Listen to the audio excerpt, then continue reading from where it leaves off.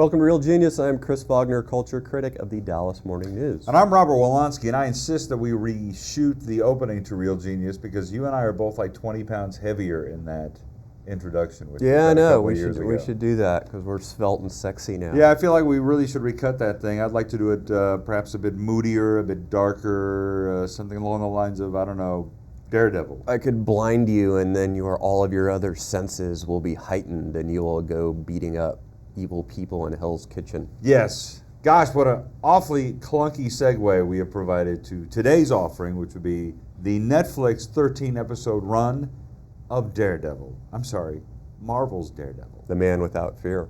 He is the man without fear. He was also, until Netflix, the man without a decent movie or television show. And that has changed now. It was. I very distinctly remember the first time I saw Daredevil in a television show, which was the Incredible Hulk movie many, many years ago. I think it was the Trial of the Incredible Hulk, in which Rex Smith... Is this Ferrigno Hulk? Yeah. Huh? Rex Smith played Daredevil. Played Matt Murdock, who was, I believe, defending Bruce Banner. But it was not a very good movie, and Daredevil was in it just briefly, if memory serves. And certainly there was the Ben Affleck, Jennifer Garner, Colin Farrell travesty. I have no idea what you're talking about. You've not seen it? I have. I've just tried to block it out of my memory. I've seen the director's cut with the Coolio subplot that didn't make the final film. Right on, Gangster's Paradise. This is actually very good. I think it's it's good TV, and it's funny. We talk about a lot of. It's really TV though. We talk about a lot of superhero stuff, movies, much to your and chagrin. television shows. Not always, but there's so much of it now that I'm just now okay. Is this good television? Is this a good film? And I kind of try to block everything out. I think this is actually just very good television storytelling, and I also think it has a real sort of New York film noir style to it that is very compelling to me as well. Well, before we talk any more about it, I guess we should look at a little bit of it, right? Let's look at a little bit of Marvel's Daredevil, currently airing on Netflix.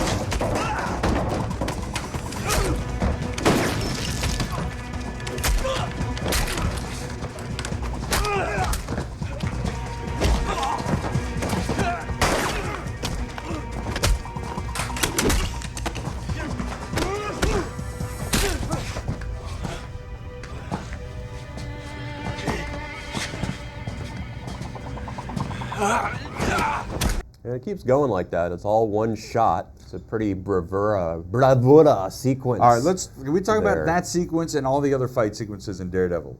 Because I was starting to watch it with my kid the other day, the very first episode, and 5 minutes in before the credits even rolled, he turned to me and goes, I think this may be too violent for me to watch. I think he's probably right. And my God, is he too right. It gets more and more violent. He's not going to see a single episode of Daredevil probably for another 6 months to another year. It is a very violent show. Obviously, it has gritty, grown-up language. But the fight sequences are extraordinary. Yeah, that one in particular, that one reminds me a little bit of Old Boy, the sequence a lot. Where he has the hammer and the narrow corridor. He's taking care of all of those bad guys. Yeah, this and then is the final fight sequence in the final episode is an extraordinary one as well. And this, it feels like a crime, gritty, grimy, violent crime television show in the best possible sense. It's almost reminds me more of those kinds of things than what we think of as a superhero movie. And I guess you could say that maybe it's borrowing a little bit from the Dark Knight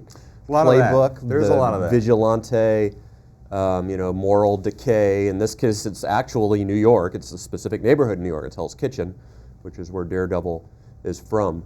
So I like its rootedness in a real city. I love Vincent D'Onofrio as the Kingpin. He's just a fantastic villain. Just I think one of our most unheralded actors out there. And this he looks more like Private Pyle than he's looks in Full Metal yeah, Jacket. no, I have Full Metal Jacket nightmares to this day. So this will be the first of what will be the Defenders shows, and that'll be Power Man, correct? Luke Cage, Iron Fist, yes. And who's the female? Jessica Jones. Jessica Jones. Is that right? So, Yeah. so it's kind of fascinating. Netflix is kind of trying to build their own Avengers-like franchise, but it is a much more urban and much more gritty feel, especially if this is any indication. I remember the Defenders. I'm not the comic book guy you are, but I remember the Defenders. I really enjoyed the Defenders growing up, and I'm looking forward to seeing what they can do once they, everybody's going to get their own show, and then they all come together. Well, what I like about this is that it does exist within the existing Marvel universe. There are many references to the Avengers. There are references to the Battle of New York. There are references to the fact that things can now fall from the sky, that there are superpowers, that there are superheroes and supervillains. There's references to, you see it in newspaper headlines, people talk about it. So this is still part of, and that's what Marvel has done really, really well, as opposed to DC, which has done it very piecemeal. Because I'll tell you, I do like Arrow a lot, but this is very much like Arrow. This is gritty in the way that Arrow was, but Arrow was gritty in the way that the Chris Nolan Batman films were. And those are all gritty in the way that Frank Miller's Dark Knight Returns were, Right. and Frank Miller, who had worked earlier on Daredevil. Correct. So the fact is, this is all directly descended from Frank Miller's work in DC and Marvel comic books. So let's not take any of that away from this fact that this is all Frank Miller and all Dave Mazzucchelli, his inker, who are all thanked in the credits of this. It's very much the same spirit of that. This is all seems to be shot at night. This is all dark. It's very inky. Every scene feels like if you touch it for too long, the ink will rub off on your hands. That's a really good way to put it. It is very inky, and I think that's kind of that noir-y sort of feel that I was picking up on. But that's what Miller did. That's Yes. what he did so Yes. brilliantly. The tale of Matt Murdock, the son of a boxer who the father is murdered, the son loses his eyesight in a car accident before the father's death. I mean, it's all certainly rooted in the very, very typical comic book ethos. Bad guy, good guy with a tortured backstory. But Wilson Fisk, the bad guy, the Kingpin, played by D'Onofrio, he's the most intriguing bad guy in the history of comic book movies. His first episode is pretty extraordinary. He goes out on this date with an art dealer. We won't spoil too much of it, but he's a horrible, monstrous human being with a soul that has been harmed. And I think D'Onofrio really conveys that well. I know you're not a fan of the origin story in these things But this is so slowly parsed and out. And I was going to say, I would imagine you like how that's handled in this, because the actual origin is not given a whole lot of extreme detail at the very beginning. We don't have an entire episode devoted to how Daredevil became Daredevil, and I agree. I agree. Thank God they do a really good job of jumping right in and setting the table for what follows. So I'm impressed by the storytelling and by the pace of the storytelling and by how it's setting everything up.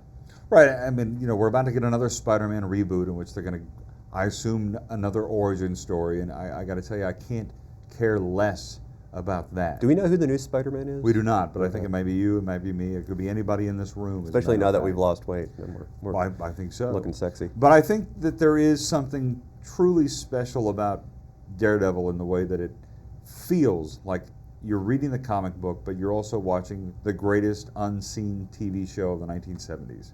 I mean, there is something really special about it. I do not binge watch. I mean, Kimmy Schmidt, maybe I watched a little more than I should have in one sitting. But Daredevil, I watched 4 episodes back to back to back to back and wanted to keep going until I finally got to the end.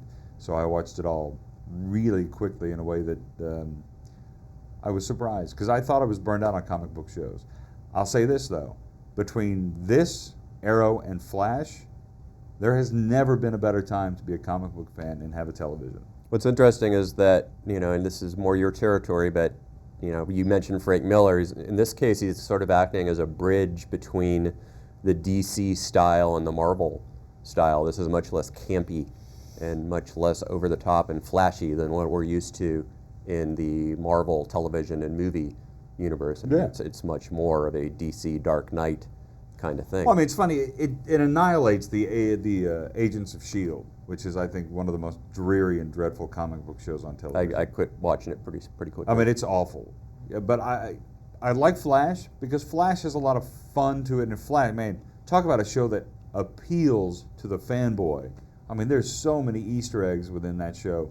In the same way, in some ways, that Daredevil does, but you don't have to know squat about the mythology of Daredevil or Marvel to appreciate it. It's just really cool. I mean, it's funny. You get 13 episodes of this, in which at the end of the 13th episode, you see it's not a spoiler, we've seen the outfit, the superhero uniform that he finally puts on at the end. Takes him a while. Takes him 13 episodes, takes him until the very end.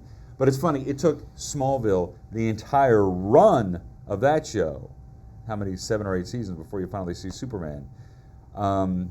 This just handles it so much more smartly, thoughtfully, and deftly than anything I've seen on television, with the exception, I'll say this, of Arrow and Flash. I think that the three of them are easily some of the best entertainment going, regardless of the media. So that is Daredevil from Netflix, and they'll have more superheroes coming up. We got the Avengers, Age of shortly. Ultron. And oh yeah, we'll be going to see that very soon. I can't wait. On the big screen. I can't wait. The big old screen. But that's Daredevil from Netflix. Check it out. Sounds like we both liked it quite a bit. And come back next week for more good stuff from us. See you then.